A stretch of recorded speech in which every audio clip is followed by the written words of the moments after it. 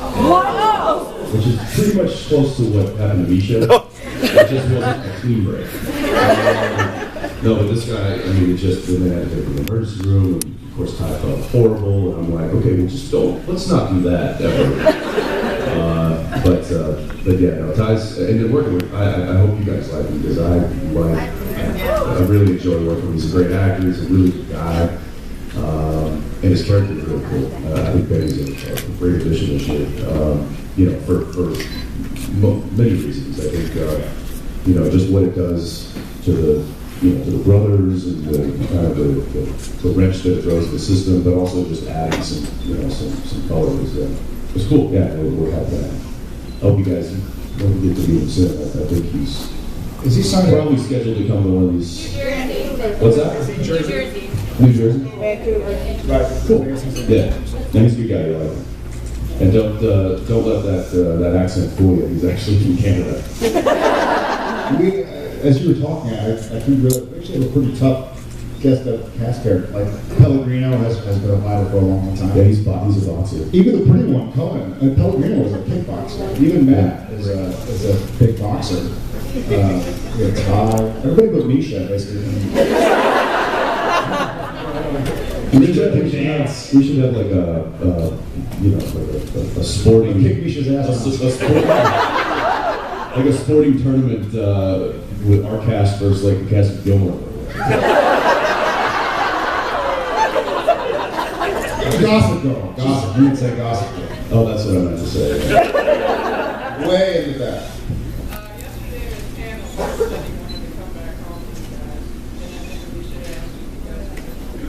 Hey, we have been on that. She was just saying basically, Jim would love to come back.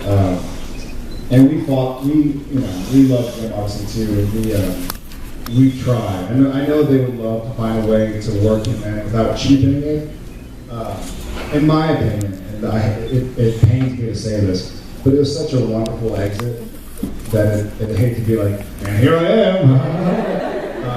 I don't know if some of you probably have heard, and I've shared this before with others, but Death's Door is probably my favorite episode of Supernatural of all time. Yeah, it really is. No, I just think it was such a heart-wrenching, like I feel like it's heartbreaking. I mean, it's losing a very beloved character, which I think is unfortunately what makes really good television. Right.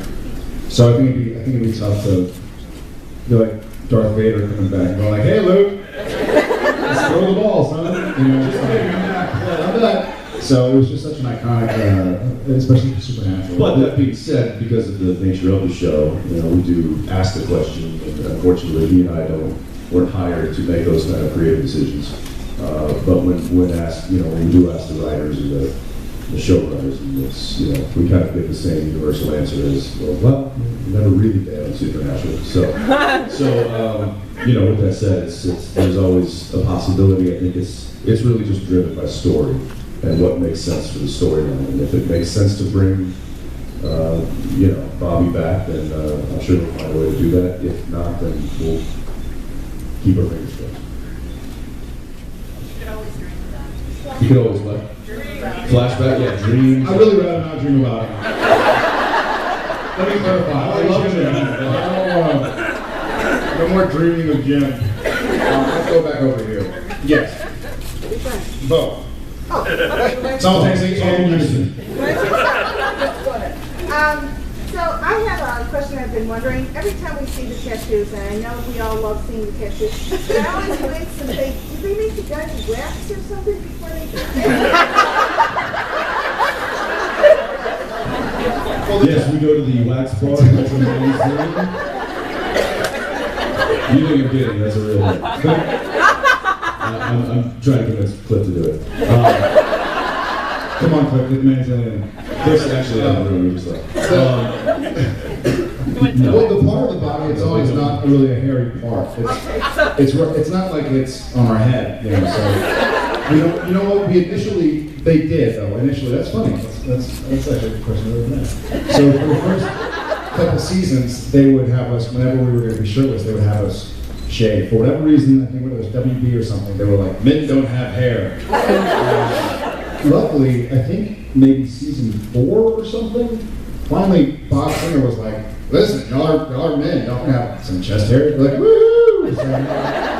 So now there's no more shaving of the chest, which always feels kind of, for those who shave chests, I'm not judging, but for me it feels odd to. I, fortunately or unfortunately, don't really have chest hair.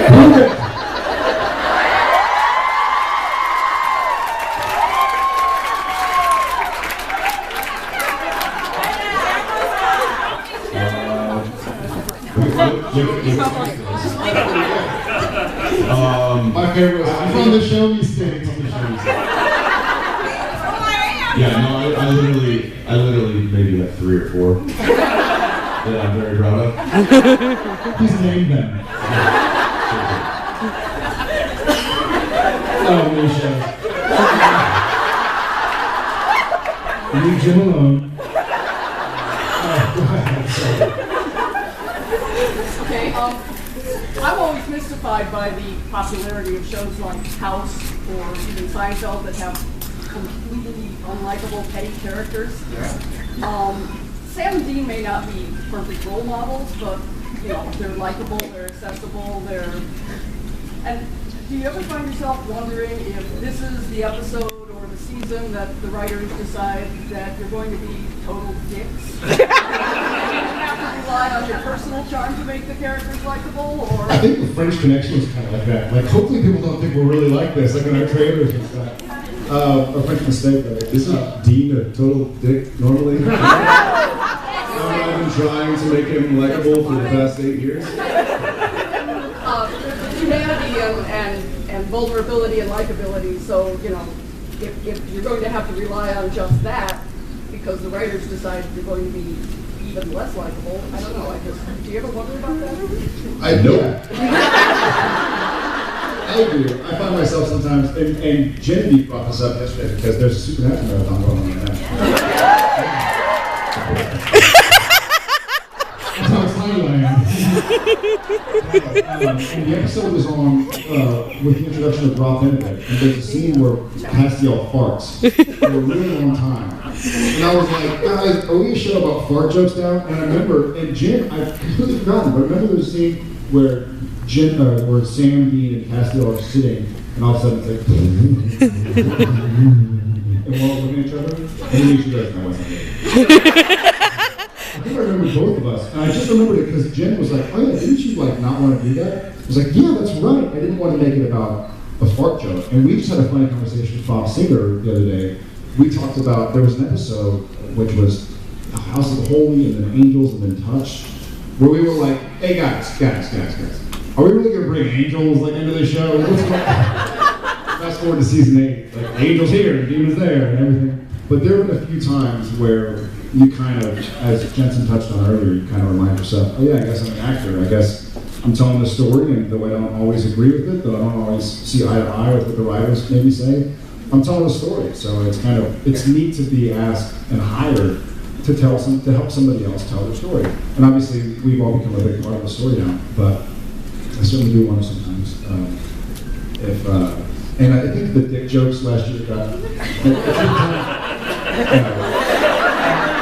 sometimes last year I was like, man, this isn't American Pie. Like, we don't need to do that. Our fans are more intelligent than that.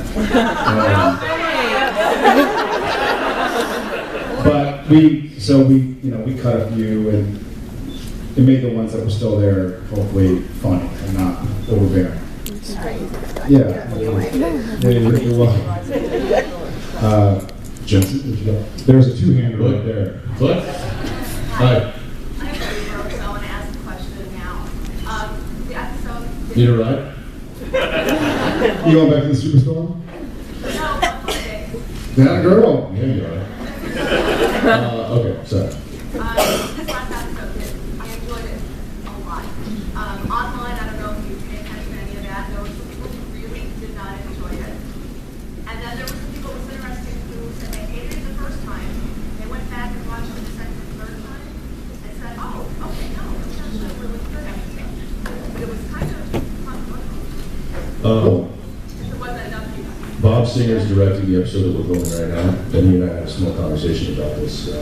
Because I guess, him being the executive producer, he pays attention to some of the feedback that people express online, and obviously there was some mixed feelings about last week's episode. And in his very charming New York manner, he was telling me that there was this one review said, "Oh, this was a horrible episode, and I just don't know if I can watch the show anymore." And Bob was like, "Oh, I'm sorry for providing 7.5 years of entertainment for you to have it all hinged on one episode. Please forgive us." And then he kind of stopped away, like only Bob can. So here's the deal. Look, we've done how many? 160 episodes. We've done 160 episodes.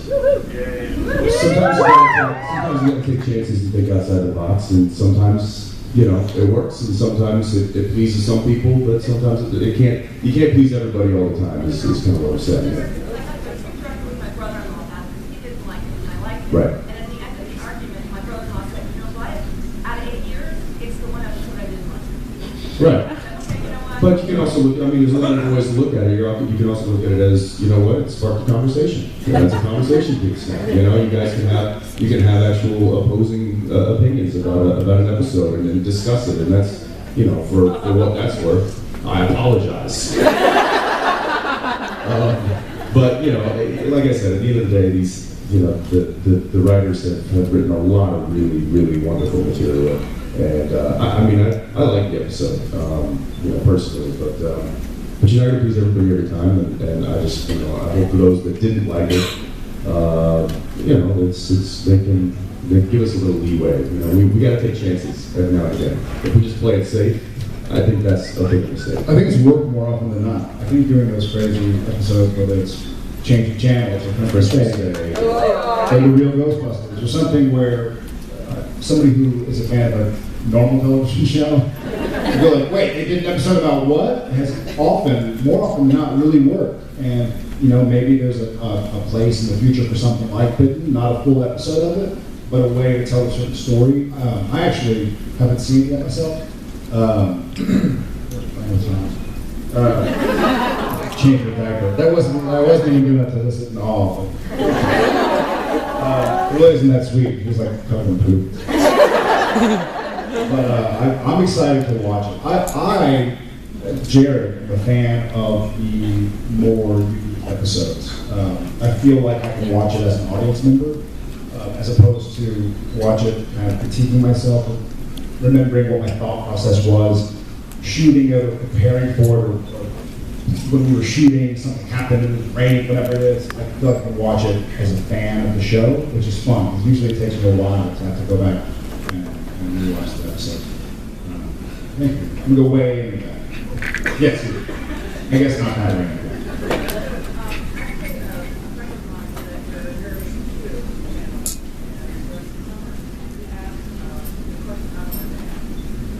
How dare you?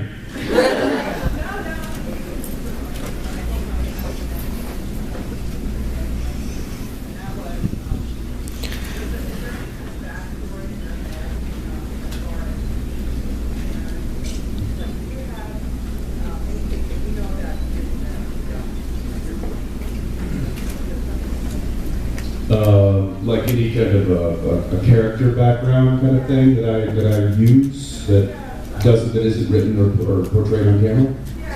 No. I'm not that actor. I don't sit down and write a whole biography about my character just to do a Nabisco commercial. I've done that. When I was young and stupid. It's a good question, and I do have friends and I know of actors that do that will sit down and will write a character biography about someone they play me, and they just haven't made it, they haven't pushed it to do because it's not in the script. But it gives them a better sense of how they want to. R2? This is the supernatural. He's got R2D2. You know, and for some people it works. I mean, I don't think there is I don't think there's a kind of a formula or a rhyme or reason to be an actor. I think everybody kind of has their own way of doing it. Fortunately enough for me in playing Dean is I had, like I said, 160 episodes of backstory to go off of. You know, from the pilot, he was very well explained. I had a very kind of not a total clear understanding of who he was, but I had a very good understanding of who this character was. And I used kind of my experiences in my own life and observations of other people that I knew or friends that I had, and I kind of collectively made that character. And the longer the show went on, the more of a character he became. And so, yeah, I don't know if there's any one thing that I kind of utilize or go to. You know, honestly, I go to previous episodes.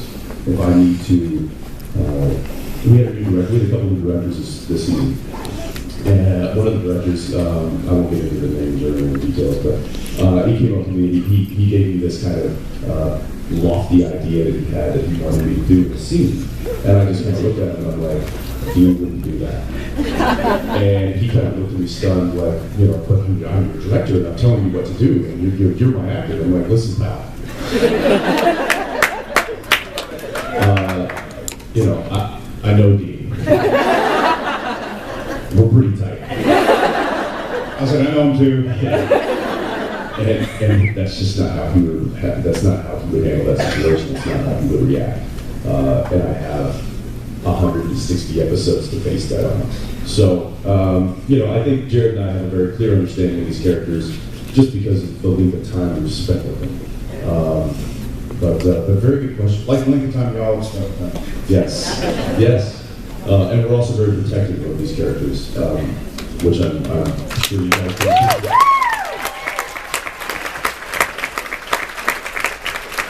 Yes. It's a follow-up question to what you were saying. Yeah. I want to know why Dean is so fascinated with soap operas, no matter what the language. Because I saw Dean's expression when he's watching the soap opera in Spanish, and the girl next door it's a thing of beauty. It's so hard when I see that because I know he doesn't speak Spanish. What is the does Dr. Are Sexy? you sure? Well, he spoke Spanish. You didn't. Exactly. You know, I wish I had a better answer other than the writers literally sit in the room and they're like, okay, what kind of random thing can we think of now? And they love to throw Dean under the bus a lot of times. Bust the Asian beauty. Like Bed, Magic Fingers. Yeah,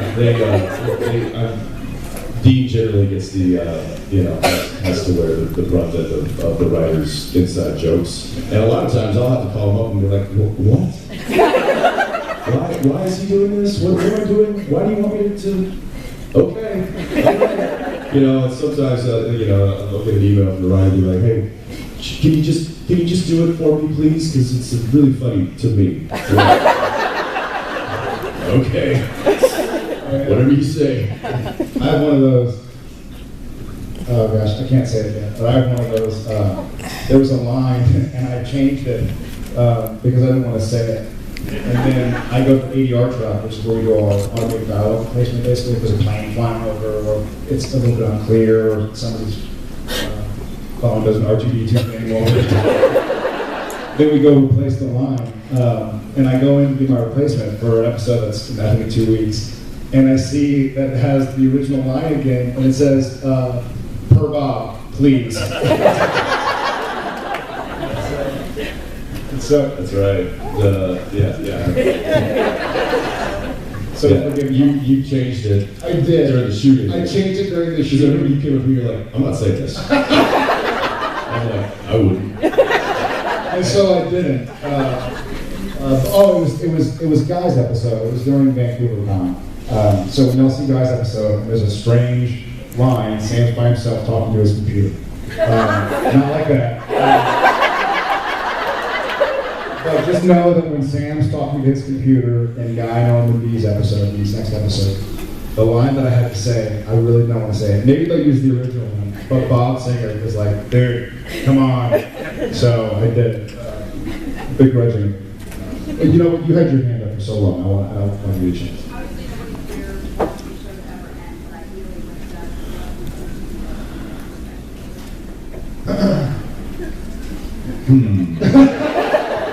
Good question.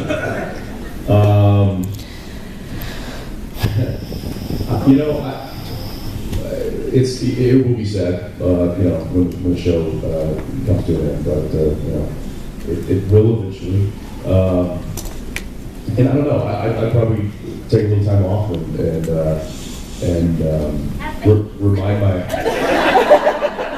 remind my wife who I am.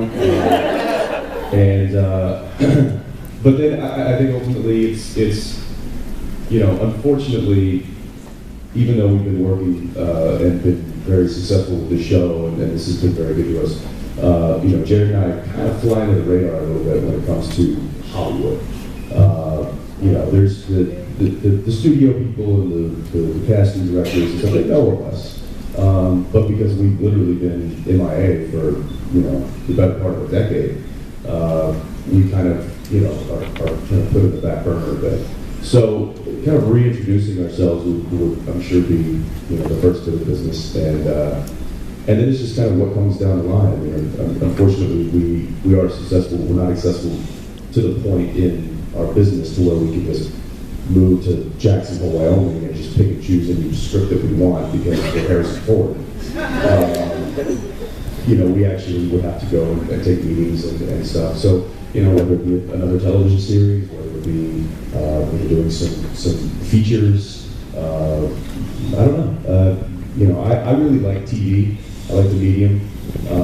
You know, with TV, it's kind of, you get time to really develop characters, given that it's a successful show, and you get the time to do it, and then it'll cancel you after 3 episodes. You know, but with a movie, there's a beginning, a middle, and an end. It is already in sight before we even start the project.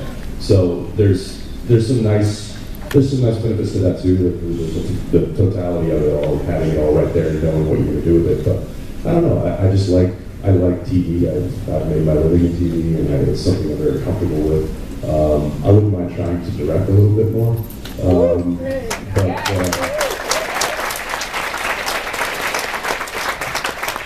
And I don't know, or you know what, maybe we'll both just say screw it, and he and I'll just open a bar somewhere.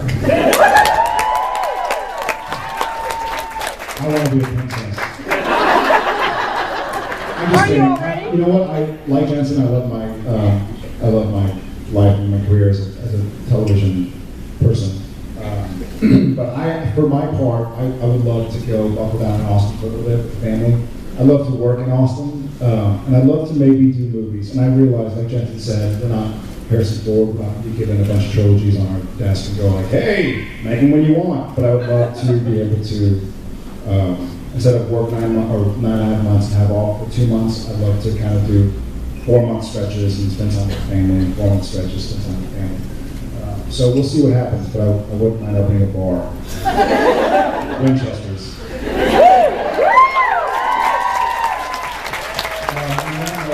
There's a big card man staring at us. Is that, you know, All right, we've got a lot to do today, and we're looking forward to it. Thanks for coming out, guys. So thanks for everyone.